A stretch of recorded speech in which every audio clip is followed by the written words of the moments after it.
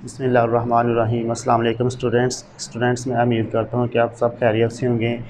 आज का टॉपिक है ट्रांसलेशन ऑफ पैराग्राफ ऑलरेडी मैंने लिख लिया हुआ है और ये वाला जो पैराग्राफ है स्पेशली बीए के स्टूडेंट्स के लिए है, क्योंकि उनकी जो एग्ज़ाम है वो करीब हैं, तो उसके लिहाज से ये बहुत अहम पैराग्राफ है और इस पैराग्राफ को हम करते हैं। हमारा पैराग्राफ है, हमारे मुल्क में पार्लिमानी जमहूरियत पर बहुत से इतराज़ किए जाते हैं। तो स्टूडेंट्स, इस फ़िक्रे के आखिर में अगर आप देखें तो ते हैं, जो कि प्रेज़ेंट एंड डेफिनेट टेंस के उर्दू फ़िक्रात में ये वाली अलामात आती हैं, तो इससे हमें पता चलता है कि ये प्रेज़ेंट एंड डेफिनेट टेंस है। हम इस फ़िक्रे को प्रेज़ेंट एंड डेफिनेट टेंस में भी कर सकते हैं और हम इसमें सिंपल यानी कि देयर का भी यूज़ हम कर सकते हैं, या अगर हम इसमें देयर का यूज़ करेंगे ना तो फिर ये वाला जो सेंटेंस हमारा इस तरह होगा, हमारे मुल्क में पार्लिमानी जमहूरियत पर बहुत से इतराज़ होते हैं। तो ये वाला ऐसे कर सकते हैं, यानी कि दोनों तरह से हम कर सकते हैं। तो हम देयर के साथ करेंगे।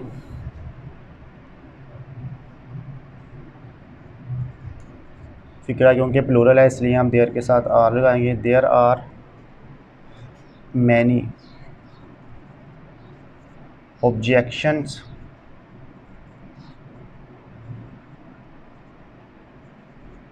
ऑब्जेक्शन के साथ है प्रेपोजिशन टू लगाते हैं। किस पर किए जाते हैं? पार्लिमानी जमहूरियत पर। ये क्या है? ये पार्लिमानी एडजेक्टिव और जमहूरियत क्या है? नाउन है। जिस तरह उर्दू में पहले ये है पार्लिमानी लफ्ज़ पहले आएंगे और जमहूरियत बाद में आए, इसी तरह हम क्या करेंगे, इंग्लिश में पार्लिमानी की पहले इंग्लिश करेंगे और नाउन की फिर हम इनकी जमहूरियत की बाद में करेंगे। तो पार्लियामेंट्री डेमोक्रेसी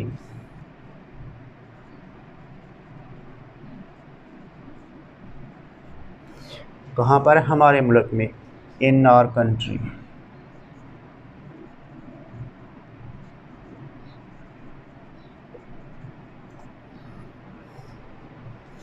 तो स्टूडेंट्स, ये वाला फ़िक्रा भी हमारा हो गया, यानी कि हमने उर्दू पैराग्राफ को ना, हमने ये नहीं है कि हू बहू जिस तरह वो दिया जाता है हम वैसे ही करें। हमने सेंटेंस के ना मफ़हूम को समझना होता है और उसको हमने आसान से आसान बनाना होता है। ठीक है, यही यानी कि तरीके हैं और ऐसे यानी कि हम क्या करते हैं, उर्दू को इंग्लिश में करते हैं। ठीक है, तो इसलिए यानी कि इस तरह देयर भी आप लगा सकते हैं और इसमें आप यानी कि इट भी लगा सकते हैं। इट को भी हम फ़ाइल बना सकते हैं क्योंकि इसमें फिर वो फ़ाइल मौजूद नहीं है, तो ये प्रेजेंट एंड डेफिनेट के पैसे में चला जाएगा। तो फिर हम इस सेंटेंस को इस तरह भी कर सकते हैं।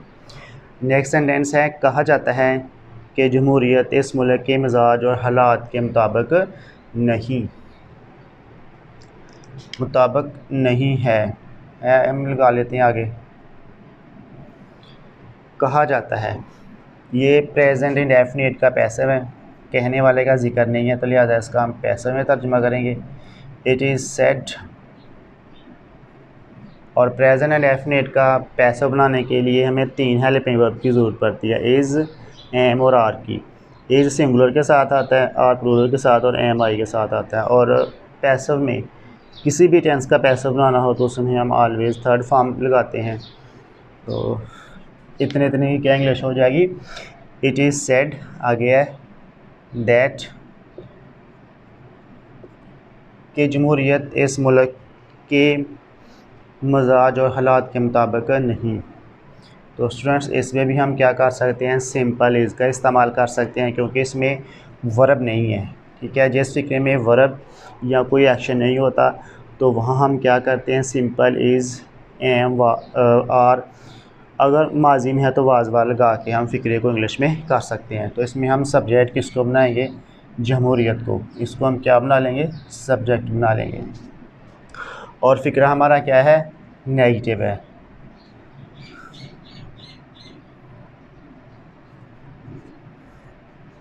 डेमोक्रेसी, ये सिंगुलर सब्जेक्ट है, इसके साथ ये एज लगाएंगे और मनफी बनाने के साथ हम क्या करेंगे, इसके साथ नॉट लगा लेंगे। डेमोक्रेसी इज़ नॉट के मुताबिक अकॉर्डिंग लगा लेंगे हम।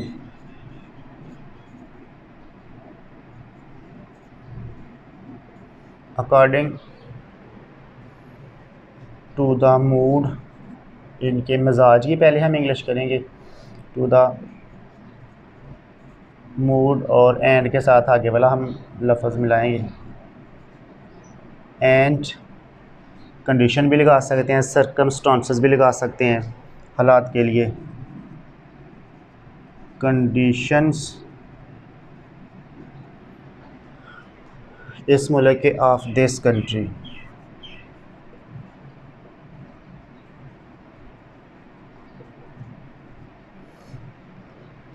स्टूडेंट्स ये वाला सेंटेंस भी हमारा मुकम्मल हो गया।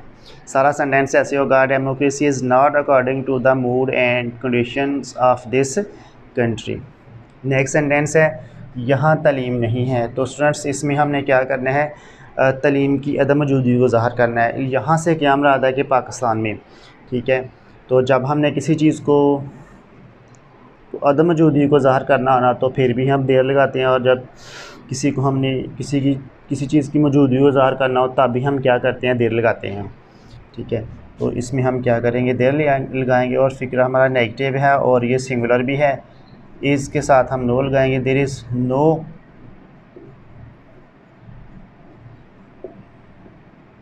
Education here. ये हमारा सेंटेंस मुकम्मल होगा। नेक्स्ट है, सियासी शौर नहीं है। इस फिक्र में भी हम स्टूडेंट्स देर ही लगाएंगे, क्योंकि इसमें भी सियासी शौर की अदम मौजूदगी हो रही है। देयर इज़ नो शौर कैसा है, पॉलिटिकल है, political consciousness.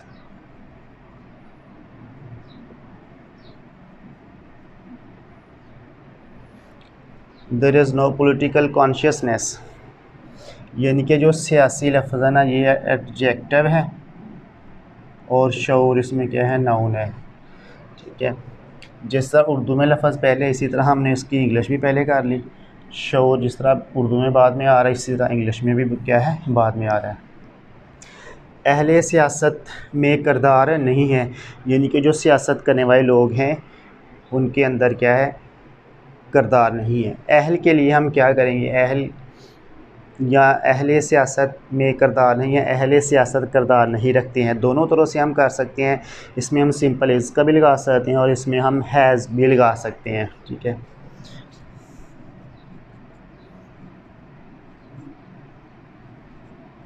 Eligible has no rule in politics.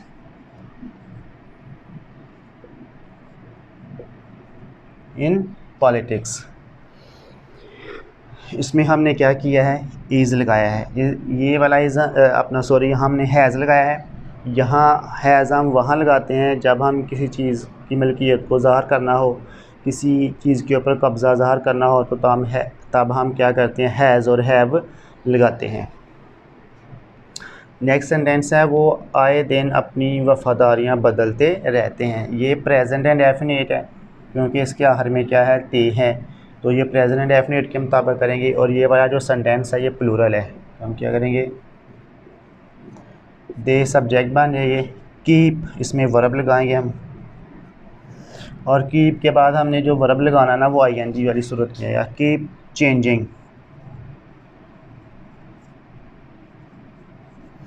Keep changing वो बदलते रहते हैं, क्या बदलते रहते हैं, अपनी वफ़ादारियाँ।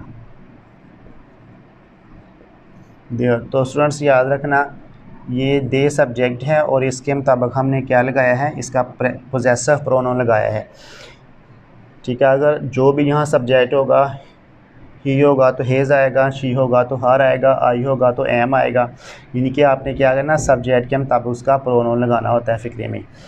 दे keep changing their loyalties.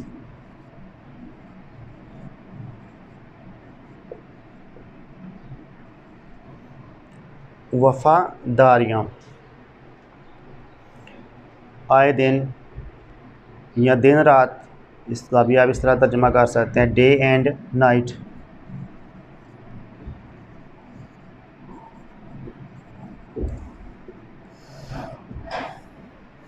Next sentence है हमारे पास, इससे सियासी इंतशार पैदा होता है। किससे सियासी इंतशार पैदा होता है? जब यानी कि जो अहले सियासत होते हैं वो क्या करते रहते हैं कि अपनी पार्टियां बदलते रहते हैं। जब इस तरह की चीज़ें होती हैं तो फिर इससे क्या फ़र्क पड़ता है कि यहाँ फिर सियासी इंतशार पैदा हो जाता है। तो इसको हम प्रेजेंट एंड डेफिनेट टेंस के मुताबिक बनाएंगे, ठीक है। दिस, इससे, या ये सियासी इंतशार पैदा करता है, इस तरह हम कर सकते हैं। तो ये वाला दिस हमारा क्या बन जाएगा? सब्जेक्ट, ये सिंगुलर है। पैदा करने के लिए हम वर्ब कौन सा लगाएंगे? क्रिएट। और प्रेजेंट एंड डेफिनेट में जब सब्जेक्ट सिंगुलर होता है तो हम वर्ब के साथ एस या ई एस का इजाफा करते हैं। दिस क्रिएट्स क्या पैदा करता है? सियासी इंतशार,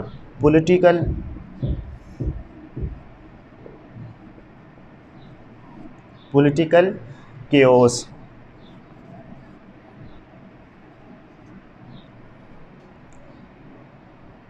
सियासी इंतशार, ये इसमें क्या है? एडजेक्टिव है, और ये इसमें क्या है? नाउन है। और हम क्या करते हैं कि नाउन से पहले क्या करते हैं? एडजेक्टिव लगाते हैं। नेक्स्ट सेंटेंस है, बदउनवानी ज़ोर पकड़ती है, यानी कि बदउनवानी फिर ज़्यादा हो जाती है, ठीक है। बदउनवानी के लिए हम क्या लगाएंगे? लफ्ज़ करप्शन।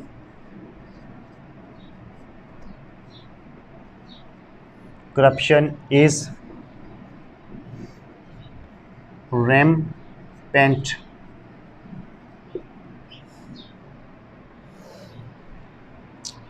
यानी कि करप्शन क्या हो जाती है? फिर बहुत ज़्यादा हो जाती है, बहुत ज़्यादा यानी कि फैलना शुरू हो जाती है, ज़ोर पकड़ जाती है, और मुल्क की सालमियत को ख़तरा पैदा हो जाता है। एंड स्टूडेंट्स, इसको हम करेंगे प्रेजेंट एंड डेफिनेट टेंस के मुताबिक। प्रेजेंट एंड डेफिनेट के पैसे में हम इसको बनाएंगे, और मुल्क की सालमियत को ख़तरा पैदा होता है, यानी ख़तरा इसमें पैदा करने वाले का जिक्र नहीं है। तो इसलिए जब सब्जेक्ट मौजूद ना हो तो फिर हम क्या करते हैं?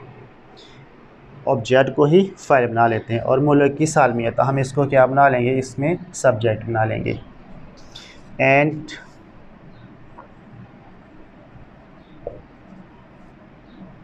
यहाँ हम अपॉस्ट्रॉफी लगा लेंगे। कंट्रीज़ इंटेग्रिटी, सालमियत के लिए हम क्या लगाएंगे? इंटेग्रिटी।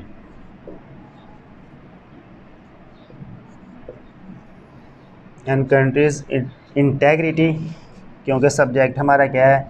इंटेग्रिटी, ये सिंगुलर है, तो इसलिए हम क्या करेंगे? इज़ लगाएंगे। और इसमें हम वर्ब की कौन सी फॉर्म लगाते हैं? पैसिव में थर्ड फॉर्म लगाते हैं। ये प्रेजेंट एंड डेफिनेट का पैसिव है।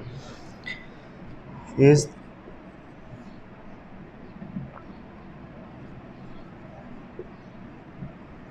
थ्रेटेंड। ये वाला स्टूडेंट्स हमारा सेंटेंस मुकम्मल हो गया। नेक्स्ट है, नेज़ ये जमहूरियत इस्लामी सियासी निज़ाम के भी ख़िलाफ़ है, ठीक है।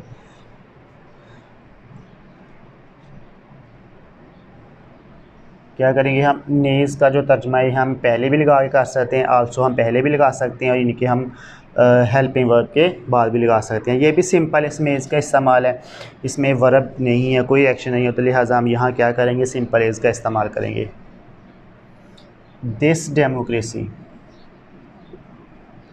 ये इसमें हम सब्जेक्ट बना लेंगे।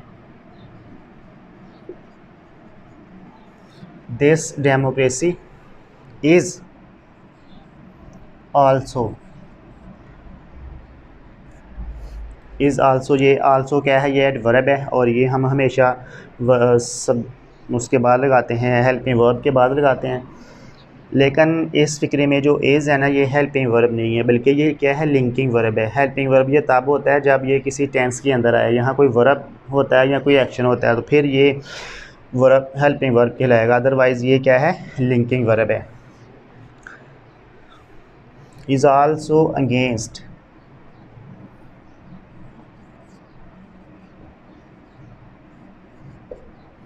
This democracy is also against, किसके ख़िलाफ़ है जी? इस्लामी सियासी निज़ाम, इस्लामिक पॉलिटिकल सिस्टम।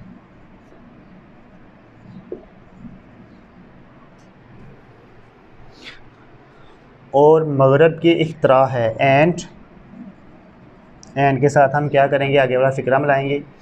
इख्तरा से मुराद है कोई चीज़, किसी चीज़ को वजूद में लाना, यानी कि उसको ईजाद करना, ठीक है, जो पहले चीज़ मौजूद ना हो। इख्तरा कोई चीज़, किसी चीज़ का वजूद में आना, आप ये भी कह सकते हैं। एंड इज़ एन, इसके लिए हम इंग्लिश लिख सकते हैं इन्वेंशन, जो कि इन्वेंट से लफ्ज़ बना है, इन्वेंशन। इज़ एन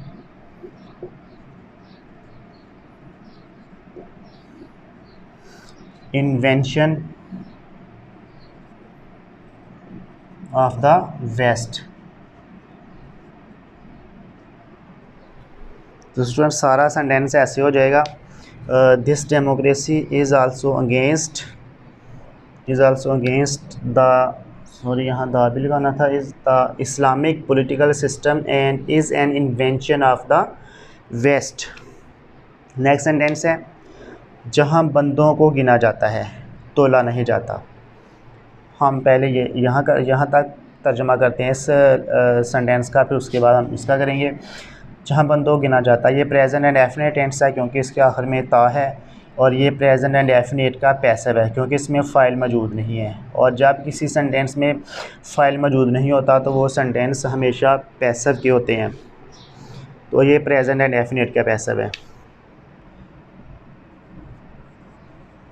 वेयर, बंदों के लिए हम मैन भी लगा सकते हैं, वेयर द मैन या स्लेव्स। फ़िक्रा हमारा सब्जेक्ट हमारा प्लूरल है, तो इसलिए हम यहाँ क्या कर सकते हैं, और वाला हेल्पिंग वर्ब लगाएंगे। और गिनने की इंग्लिश है काउंट, और पैसे में हम थर्ड फॉर्म लगाते हैं काउंटेड। तोला नहीं जाता,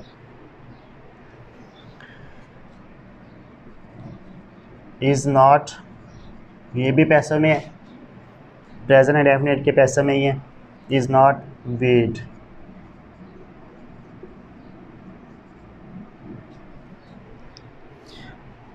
तो सारा सेंटेंस स्टूडेंट्स ऐसा हो जाएगा, वेयर द मेन और slaves are counted is not weighed. Next sentence है, काफ़ी हद तक ये इतराज़ात दुरुस्त हैं। इसमें भी सिंपल हमने क्या करना है, आर का इस्तेमाल करना है क्योंकि इसमें कोई एक्शन या वर्ब नहीं है। तो ये वाला सेंटेंस यानी कि प्लूरल में है, तो इसलिए हम क्या करेंगे, दिस की जो प्लूरल फॉर्म है वो दीज है, इसलिए हम दिस की बजाय क्या करेंगे, दीज। दीज इतराज़ात की क्या करेंगे इंग्लिश, ऑब्जेक्शंस।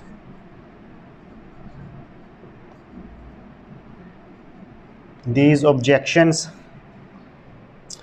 और दुरुस्त हैं यानी कि वैलिड। दुरुस्त के लिए हम क्या करेंगे, वैलिड लगा सकते हैं, करेक्ट भी लगा सकते हैं काफ़ी हद तक। For large